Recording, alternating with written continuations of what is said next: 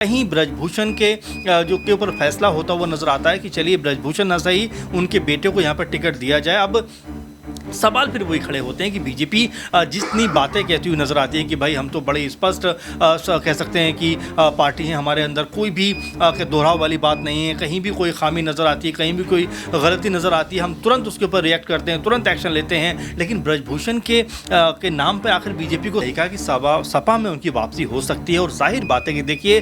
भले ही वो सीट पर ना उतरे लेकिन वहाँ पर चुनाव प्रचार कर सकते हैं, क्योंकि देखिए हम हमेशा सुनते आए हैं, क्योंकि जब राहुल गांधी ने शक्ति को लेकर बयानबाजी की थी तब पीएम मोदी ने तुरंत नारी शक्ति को जोड़ दिया कि नारी शक्ति का अपमान कर रहे हैं। नमस्कार, मैं नाज़मीन खान और आप देख रहे हैं SPN 9 news. Bharatiya Janata party के केसरगंज से मौजूदा सांसद बृजभूषण शरण सिंह पर दिल्ली राउस रेवेन्यू कोर्ट से आज एक बड़ा फैसला निकलकर सामने आने वाला है।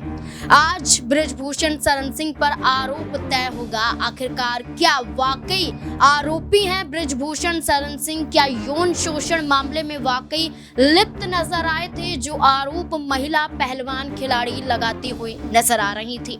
जहां यौन शोषण के मामले में बृजभूषण शरण सिंह लगातार कोर्ट के चक्कर काट रहे हैं, तो वहीं दूसरी तरफ भारतीय जनता पार्टी ने केसरगंज से बृजभूषण शरण सिंह का टिकट काटकर उनके बेटे करण भूषण को मैदान में उतार दिया है। लेकिन क्या बृजभूषण शरण सिंह की वजह से करण भूषण को वोट मिलते हुए नजर आएंगे, या केसरगंज में बृजभूषण शरण सिंह पर जो कोर्ट का फैसला आएगा, इस फैसले के तहत वहां की जनता नाराज होती हुई नजर आएगी? क्या करण भूषण की किस्मत का फैसला उनके पिता के द्वारा जो आरोप यहां पर उन पर लगते हुए नजर आ रहे हैं, और जो पिता बृजभूषण शरण सिंह द्वारा ये कहा जा रहा है कि आरोप तय हो जाएंगे तो मैं फांसी लगा लूंगा, क्या वाकई कोर्ट में बृजभूषण शरण सिंह फंसते हुए नजर आएंगे या नहीं? इसी के बीच जहां बृजभूषण शरण सिंह के बेटे की किस्मत का फैसला होगा, वहीं दूसरी तरफ अपर्णा यादव जो भारतीय जनता पार्टी में मात्र भर हिस्सा बनकर रह गई हैं, क्या वो अपनी किस्मत को अच्छे तरीके से तलाशने के लिए किसी और पार्टी का सहारा लेती हुई नजर आएंगी? क्या बृजभूषण शरण सिंह के बाद अपर्णा यादव एक बगावती रुख अपनाती हुई नजर आ सकती हैं? क्योंकि बृजभूषण शरण सिंह का टिकट कटा तो अपर्णा यादव को भी टिकट यहां पर नहीं दिया गया। खामोशी पसरी हुई है, लेकिन फैसला क्या होगा, इससे जुड़े हुए तमाम सवाल बनते हैं। मेरे वरिष्ठ सहयोगी अमन सर मेरे साथ जुड़ चुके हैं। सर, जैसे कि बृजभूषण शरण सिंह पर आज दिल्ली राउस रेवेन्यू कोर्ट में फैसला आएगा, यौन शोषण मामले में लिप्त हैं, ये फैसला क्या उनके बेटे की जीत पर निर्भर करता है? क्योंकि केसरगंज से करण भूषण को टिकट दिया गया है। देखिए नाज़मीन, ब्रजभूषण का आपने इंटरव्यू भी अभी कल परसों में खूब चल रहे हैं, कई सारे मीडिया हाउसेस को उन्होंने इंटरव्यू दिए हैं, लेकिन उनकी जो चेहरे की चमक है वो ये बताती है कि वो ज़रा सा भी कह सकते हैं अफसोस में नहीं है कि उनको भले टिकट नहीं मिला हो, लेकिन उनके परिवार में से उनके बेटे को टिकट मिला है, उनको कोई चिंता की बात नहीं। वो कहते हैं कि अगर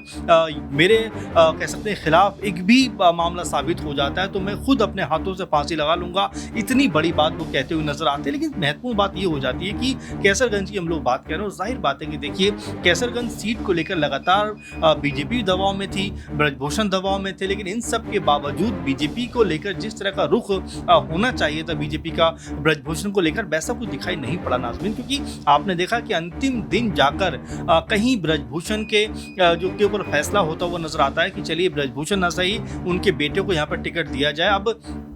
सवाल फिर वही खड़े होते हैं कि बीजेपी जितनी बातें कहती हुई नजर आती है कि भाई हम तो बड़े स्पष्ट कह सकते हैं कि पार्टी है, हमारे अंदर कोई भी दोहराव वाली बात नहीं है, कहीं भी कोई खामी नजर आती है, कहीं भी कोई गलती नजर आती है हम तुरंत उसके ऊपर रिएक्ट करते हैं, तुरंत एक्शन लेते हैं। लेकिन ब्रजभूषण के नाम पर आखिर बीजेपी को सांप क्यों सूंघ जाता है, ये उनको बताना चाहिए। अब देखिए नॉमिनेशन की डेट तो खत्म हो चुकी है, यहाँ पर ब्रजभूषण के खिलाफ फैसला आता है या पक्ष में आता है, ये तो कह सकते हैं अलग बात है। लेकिन सबसे बड़ी बात कि ब्रजभूषण ने कहीं ना कहीं जो कह सकते हैं कि एक लड़ाई थी जो उनको लेकर थी वो जीती हुई नजर आई है कि मैं ना सही तो मेरा बेटा कहीं ना कहीं मेरी जगह पर चुनाव लड़ रहा है, और ये बताता है कि कितना दबदबा ब्रजभूषण का बीजेपी के अंदर है। अब दूसरा सवाल आपका जो अपर्णा को लेकर आपने किया, देखिए अपर्णा यादव की कहानी मुझे लगता है बीजेपी के अंदर कोई भी सुनने को राजी नहीं हो रहा है। बीजेपी में एक पहेली की तरह बनकर रह गई अपर्णा यादव, क्योंकि जब वो बीजेपी के अंदर उन्होंने एंटर किया था मुझे अच्छे से याद है, बड़े जोश में नजर आई थी, बड़े कह सकते हैं उत्साह के साथ उन्होंने बीजेपी ज्वाइन की थी और ऐसा लगा कि अपर्णा यादव के लिए बीजेपी जो है वो मौके के दरवाजे खोलने वाली है और तमाम बड़े बड़े पदों पर उनको नवाजने वाली है, उनको बैठाने वाली है। लेकिन आज देखिए 2-2.5 साल का वक्त हो गया बीजेपी में गए हुए नाज़मीन। उसके बाद विधानसभा चुनाव भी होते हैं, उपचुनाव होते हैं, राज्यसभा चुनाव होते हैं, एमएलसी चुनाव होते हैं और देखिए 2024 का लोकसभा चुनाव होता है, लेकिन अपर्णा यादव कहीं भी नजर नहीं आती। तो ये पता चलता है कि बीजेपी क्या सिर्फ उनके चेहरे का इस्तेमाल कर रही है, क्या सिर्फ उनके नाम का इस्तेमाल कर रही है। क्योंकि अगर आपको याद हो कि अपर्णा यादव ने यहाँ तक कहा था कि अगर आप मुझे चुनाव लड़वाना चाहते हैं तो रायबरेली में मैं प्रियंका गांधी का मुकाबला करने को तैयार हूँ, लेकिन मैं मैनपुरी नहीं जाऊँगी। यानी कि आप सोचिए कि अपर्णा के ऊपर कहीं ना कहीं दबाव रहा होगा कि भाई आप मैनपुरी में जाइए, अपनी जो जेठानी उनके खिलाफ चुनाव लड़िए, यानी परिवार के खिलाफ आप उतरिए, हम आपके साथ खड़े। लेकिन अपर्णा ने कहा कि नहीं, मैं परिवार के खिलाफ नहीं जाऊँगी, बेशक आप मुझे किसी दूसरी सीट पर जो सबसे ताकतवर सीट आप मानते हैं वहाँ पर मुझे आप उतारिए, मैं लड़ूंगी। तो आप समझ सकते हैं कि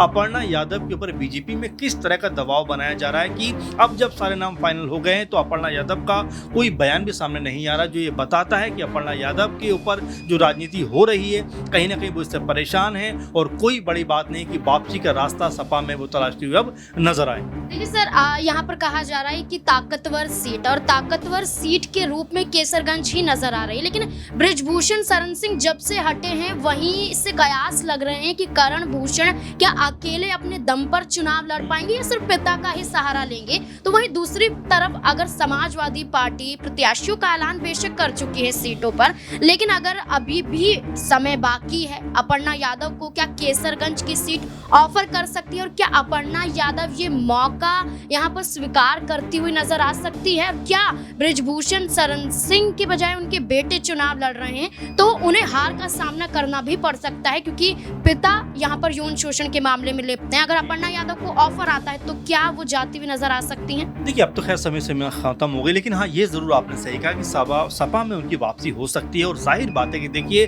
भले ही वो सीट पर ना उतरे लेकिन वहां पर चुनाव प्रचार कर सकते हैं। क्योंकि देखिए हम हमेशा सुनते आए क्योंकि जब राहुल गांधी ने शक्ति को लेकर बयानबाजी की थी तब पीएम मोदी ने तुरंत नारी शक्ति को जोड़ दिया कि नारी शक्ति का अपमान कर रहे हैं, ऐसा कर रहे हैं। लेकिन उसी सीट के ऊपर जहाँ पर तमाम बेटियों का अपमान होता है, तमाम जो बेटी कह सकते हैं अपने चिल्लाकर ये बताती है कि उनके साथ में जो हरकत हुई है वो असहनीय थी, वो पीड़ा उनके लिए बहुत ज़्यादा पेनफुल थी, लेकिन उसके ऊपर पीएम मोदी कुछ नहीं बोलते, बीजेपी कुछ नहीं बोलती। और एक मौका जब उनके लिए आया कि चलिए इस सीट के ऊपर एक नारी शक्ति का कहीं ना कहीं परिचय देना चाहिए, अपर्णा यादव को उतार देना चाहिए, तब भी उनकी चुप्पी रहती है। तो आप समझ सकते हैं कि सिर्फ कहने मात्र की बातें हैं, असल बात जो है वो निकल के सामने हमारे और आपके आ गई कि वहाँ पर बृजभूषण ना सही तो उनके बेटे करण भूषण कहीं ना कहीं नजर आते हैं। और जब करण भूषण से ही पूछा जाता है कि भाई आपके पिता सांसद रह चुके हैं 4-5 बार, आपकी माँ सांसद रह चुकी है 96 में और आपके भाई खुद एमएलए हैं, ऐसे में आप भी तो परिवारवाद को आगे बढ़ा रहे हैं। तो कहते नहीं, हमारे परिवार के ऊपर बीजेपी का पूरा कह सकते हैं कि साथ है और भाग्य कहने के हमारे साथ जुड़ा हुआ है। तो इस तरह की बातें वो कहते हैं, इसका वो लॉजिक नहीं है। क्योंकि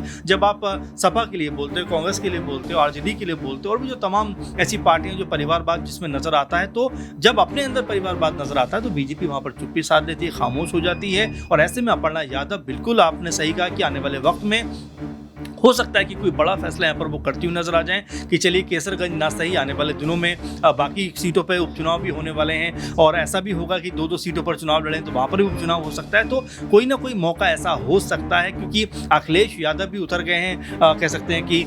लोकसभा चुनाव में। तो हो सकता है कि जो सीट वो छोड़ेंगे उस पर हो सकता है उपचुनाव हो, तो वहाँ पर अपर्णा यादव दिखाई दे सकती है। तो मौके और संभावनाएं तो कई सारी हैं, लेकिन अब अपर्णा यादव को फैसला करना पड़ेगा कि या उनको बीजेपी के अंदर अपमान का घूंट पीना है या फिर बीजेपी छोड़कर वापस अपने परिवार की तरफ आना है और साथ में सपा का हाथ थामना है। क्योंकि अगर अपर्णा यादव वापसी आती हैं तो यहाँ पर सपा भी मजबूत होगी और अपर्णा यादव को भी एक बेहतर कह सकते हैं भविष्य, जो पॉलिटिकल भविष्य है उनको नजर आना शुरू हो जाएगा। देखिए बिल्कुल, अपर्णा यादव के लिए समाजवादी पार्टी के रास्ते जो खुले हुए हैं वो तय माने जा रहे हैं, लेकिन अपर्णा यादव समाजवादी पार्टी में जाकर किन बड़ी जिम्मेदारियों को निभा सकती है या चुनाव लड़ सकती है, ये तो अपर्णा यादव के जाने पर ही फैसला होता हुआ नजर आएगा। क्योंकि चुनाव लड़ने की बात की जाए तो भगत राम सिंह को यहाँ से केसरगंज से समाजवादी पार्टी ने टिकट दे दिया है, नामांकन दाखिल हो गया है और नाम वापस लेने की भी तारीख यहाँ पर जा चुकी है, लेकिन बस अब चुनाव बाकी है।